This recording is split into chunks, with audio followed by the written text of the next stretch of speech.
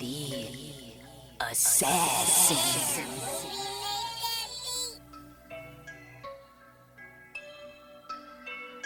You know I break necks, call me Jack Tate. I have no regrets while your life is fading. I'm a crazy fuck equivalent to Satan. When I'm behind the mic, I feel like the greatest. You know I break necks, call me Jack Tate. I have no regrets while your life is fading. I'm a crazy fuck equivalent to Satan. When I'm behind the mic, I feel like the greatest. What up, y'all? You're listening to Sports Talk with Tropp, and I'm your host, Katie Tropp. Well, Monday Night Football was about as expected. The Detroit Lions absolutely dominated the Las Vegas Raiders 26-14. Jahmyr Gibbs, the rookie running back, he was basically the featured back since David Montgomery's been out these last couple of games, and he went for 152 yards and a touchdown, so he pretty much had his breakout game of the night.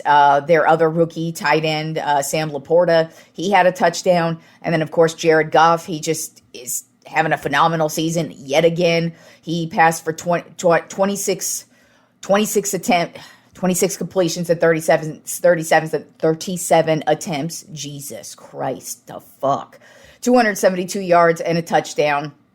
And they had Jimmy Garoppolo running for his life. The dude was sacked 6 times, so it was just straight up domination by the Lions. As a matter of fact, the only reason why the score was so close is because they had to settle for field goals at the beginning of the game, and then they also had a really bad interception by Jared Goff to start off.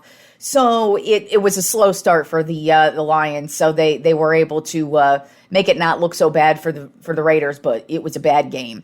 It was so bad that the Raiders have now officially already fired their coach, Josh McDaniels. And he's only in his second year, by the way, so that's typical Raiders firing their coach mid-season. Honestly, got to say, I didn't think he was going to be the first coach fired this season. I wouldn't have been surprised if he was fired after the season, but I mean, this is why the Raiders are terrible. They always make these terrible decisions, and then they fire guys, and then they also have benched Jimmy Garoppolo, at least for this next game. So we'll see what happens there, but it's like they just made all these big moves the last couple of years, and now they have absolutely nothing to show for it, and this season's pretty much done for the Raiders, and we're only at week 9, guys. So, pretty interesting game to say the least. But like I said, didn't think McDaniels was going to be the first fired. There's actually a couple other jobs currently that I would look at and go, that's a lot worse situation than the Raiders. But as I said, the Raiders do what the Raiders do. So let's get into the Top 10 NFL Power Rankings, a place that the Las Vegas Raiders definitely won't be creeping into anytime soon.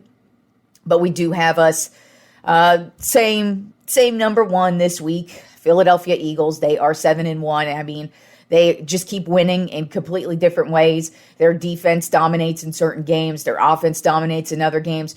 Somebody who's been dominating basically every game except for the first 2 games of the season is A.J. Brown. Guy went off for another 125 plus yards in this last game. His season total right now is at 939 receiving yards and 5 touchdowns. So he's just been going off since week 2, when he and Jalen Hurts had a little fight on the sideline, and pretty much ever since then he's been getting passes and it hasn't been an issue. Like I said, the Eagles are just winning in a bunch of different ways. So they seem to be the most complete team at this current point in time. So they got to be number 1 in the power rankings this week. Then at number 2 on my Top 10 NFL Power Rankings, I have the Baltimore Ravens, overall record of 6-2. And just to me, this team is also really complete, and they're silently getting things done. I don't think a lot of people really believe in them that much just yet because they're not really lighting anybody up, but they are getting the job done. They are beating really good teams, and they're doing it at both ends of the field. It's not just Lamar Jackson who's getting it done offensively. This defense is stout. Geno Stone has 5 interceptions on the season, and that leads the league. So they're getting it done with the turnovers, but also they have 31 sacks on the season as well as a total for the defense. So the Baltimore Ravens look like a very, very good team to me. Then at number 3 on my top 10 NFL power rankings of the Detroit Lions, overall record of 6-2. And I mean, they just also they have a lot of talent. They seem to get it done in many different ways. I'm still not sold on them being a championship level team, but they should definitely easily win their division, especially with how things have gone with Kirk Cousins getting injured in Minnesota. There's no doubt in my mind they're going to keep that division lead. But they're not just winning that division because it's terrible. They're winning because they're so good, and they're beating good teams. And they're just, like I said, Jared Goff is having a great season. But then he's got Equanimous St. Brown, the wide receiver. He's got 665 yards in the season and 3 touchdowns. So they're really getting it done in many different ways, offensively and defensively as well. They are just having a phenomenal season, and so Lions, they just keep moving up in the power rankings every week. Then at number 4 on my top 10 NFL power rankings of the Jacksonville Jaguars, overall record of 6-2. This is another team that I look at and is very complete. First of all, they are on a 5-game winning streak, which is the longest winning streak in the league right now. And they are also beating good teams. They're also winning in different ways. Offensively, they look good. Defensively, they're really damn good. Josh Allen, he's got 9 sacks on the season. And they just seem to keep building and keep getting better each and every week. And, they haven't really blown anybody out of the water just yet, but they definitely are getting really solid quality wins. And you can't argue with 5 wins in a row. Then at number 5 on my top 10 NFL power rankings of the Dallas Cowboys, overall record of 5-2. And Deron Bland, defensively, this guy has been phenomenal, stepping in for Trayvon Diggs. He's got 4 interceptions on the season, and 3 of them have gone back for touchdowns, which is a Dallas Cowboys record. So that says a lot right there. And he was a 3rd-round pick. So we've got a lot of talent there, and hopefully he just keeps it up. I mean, overall, the Cowboys are looking pretty solid offensively, defensively, and special teams. It's just, can they beat the good teams just yet? We are going to find out this week against the Philadelphia Eagles if they are able to hang with them, because they weren't able to hang with the Niners. But we'll see if they were able to correct those mistakes against the Niners and get it done this week. Then at number 6 on my top 10 NFL power rankings, a team that took a little bit of a tumble is the Kansas City Chiefs. Overall record of 6-2.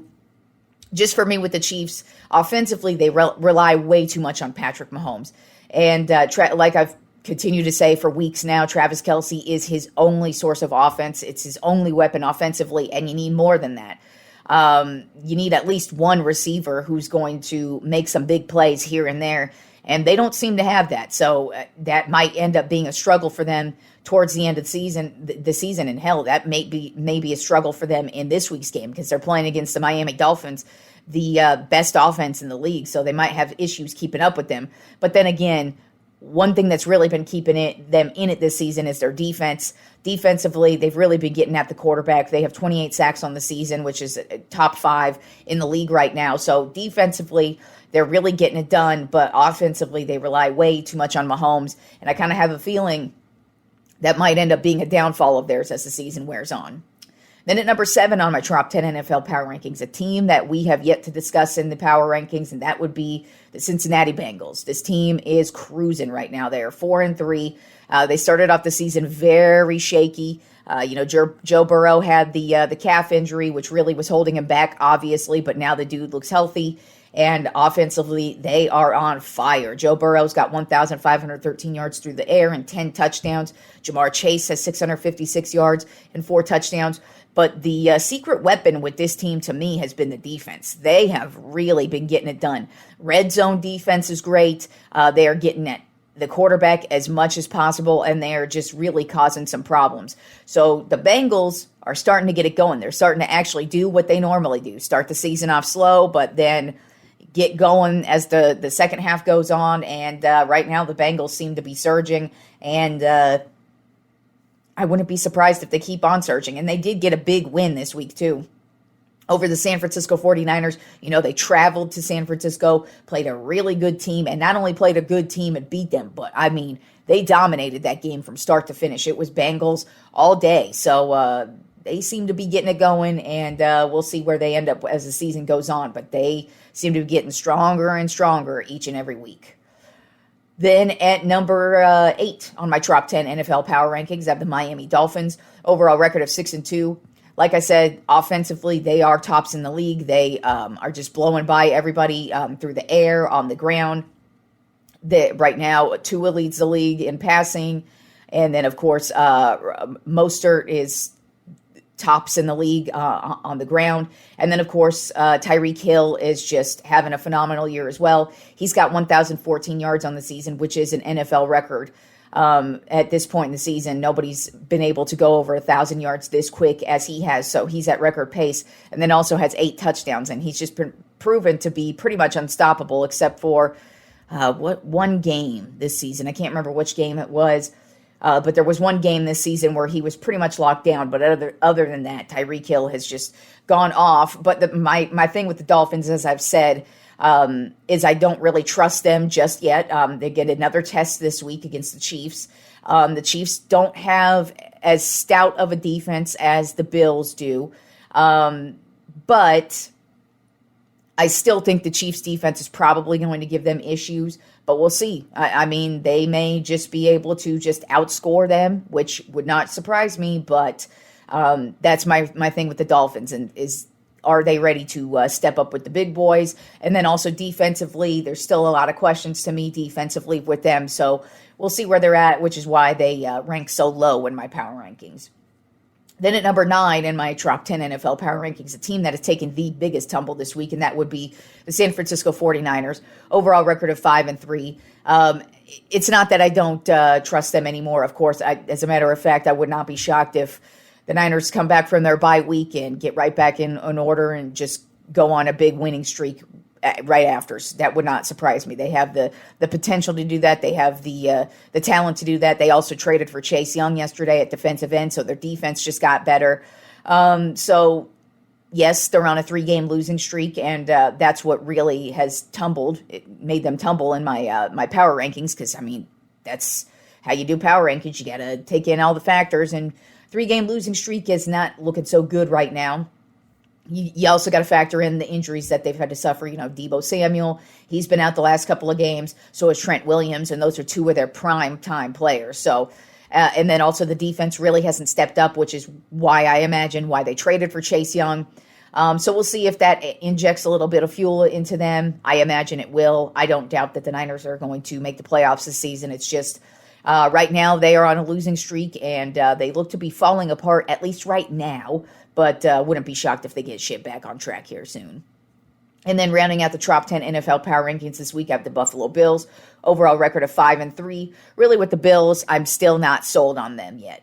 They're a good team. They've got a lot of talent, but they're just too up and down. They haven't been really consistent at all this season. And then when you compare them to the rest of the teams in the league, it's really difficult to just kind of look at them and go, you guys are a championship level team. I'm not saying they don't have the talent to do it. I'm not saying they can't get it together as the season wears on. It's just, I don't really trust them at least from what I've been seeing on the field so far. So we'll see what they've got the rest of the season, but they've been hovering at the bottom of the Trop 10 for the most part this season.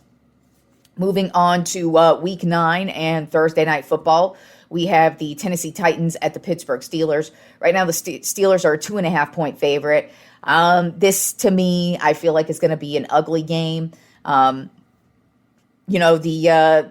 Titans, it looks like they're probably going to have the rookie quarterback in again at quarterback this week. Looks like Tannehill's going to be out, so they've got the rookie in, and he went off last week. But he's still a rookie, and this Pittsburgh defense is really damn good, and they've kept them in each and every game, so I kind of expect that to be the theme here. I kind of feel like this is going to be a Derrick Henry heavy game, but I also see the Pittsburgh defense just really putting together a solid game, but unfortunately for them, they have a terrible ass offense, so I feel like the defense is going to keep them in it, but the Titans are just slightly a better team, so I think they're just going to get maybe a couple of more field goals or make one more touchdown than the Steelers. As a matter of fact, I wouldn't be shocked if this is one of those games where it's just field goal after field goal after field goal. And so I do have the Titans winning this one 19-10, simply because the Steelers' offense is terrible. All right, and moving on to the college football playoff rankings, because now officially this is the first week where we get to talk college football playoff and see who the top 4 teams, because this is actually the rankings that matter. The AP poll, yeah, that's it's nice, but the college football playoff, that those rankings are what matters most, because that tells you who's going to the playoffs. So the playoff rankings are slightly different than the AP poll this week. So who's number 1 on the college football playoff rankings this week? That is Ohio State. They are the number 1 ranked team. They are 8-0. They put them over Georgia. So we'll see how that ends up. But they are the first number 1 team in the college football playoff rankings this year. And they will be playing Rutgers this weekend. Then at number 2 in the college football playoff rankings, we have Georgia. So they didn't tumble or anything. It's kind of shocking they're not number 1, just because I still think they're a better team than Ohio State, but whatever. Georgia's 8-0, and they will be playing number 12, Missouri, this week. So who knows, maybe they will suffer their first loss, or maybe they'll just keep it moving. I kind of feel like a win over Missouri would be something that would elevate them over Ohio State next week. Then at number 3, we have Michigan, 8-0. They've just been rolling over everybody, and then they have Purdue this week. And then at number 4, we have Florida State, who's also 8-0, and they play at Pitt this week. So those are the top 4 teams who would be in the college football playoff today. Then at number 5, we have Washington, who's still 8-0. They have USC this week. Then at number 6, we have Oregon. They're 7-1. They will be playing Cal this week. Then at number 7, my Texas Longhorns, Hook 'em Horns. They are 7-1, and they will be playing Kansas State this week. And we have a backup quarterback who I don't like that dude. I just don't think he's a very good quarterback, at least from what he's shown. Even when he's stepped in for Ewers at the end of blowout games, I don't think he's a good quarterback. And it sucks because it looks like he's going to be the starter, at least for now. We have yet to see anything from Arch Manning, which is what all of us Longhorn fans really want. If Ewers is out, come on, you got to show us Manning at some point. And I don't know, Kansas State, they're ranked 23. They won the division last year. So I don't know. This is going to be a tough week for Texas, and we're ranked at 7. So I don't know. It's going to be, like I said, when they lost to Oklahoma, I knew that was going to be a big deal, because the top 4 are the only teams that make it to the college football playoff, and that one loss really just screws us over.